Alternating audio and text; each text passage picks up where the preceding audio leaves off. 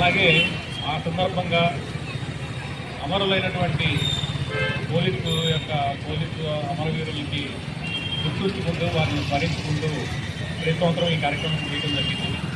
అలాగే ప్రతి సంవత్సరం తమ డ్యూటీలో చనిపోయినటువంటి, అలాగే కింద నుంచి కానిస్టేబుల్ దగ్గర నుంచి ఆఫీసర్ల వరకు ఉన్నటువంటి వారిని గుర్తుపెట్టుకోవడం, వారి యొక్క సేవల్ని స్మరించుకోవడం జరుగుతుంది.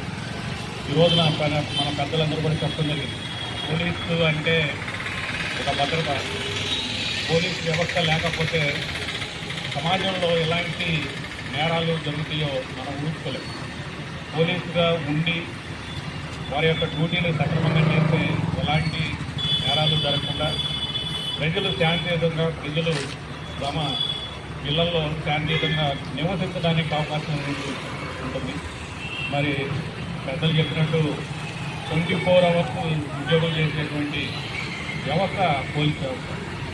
ఇది ఇంటి దగ్గర ఫ్యామిలీతో అలాగే మనకి ప్రజలకు ఇబ్బంది కలుగుతుందనుకుంటే ఇంటిని వదిలేసి ఎన్నో రోజులు బయట ఉండేటువంటి పరిస్థితి.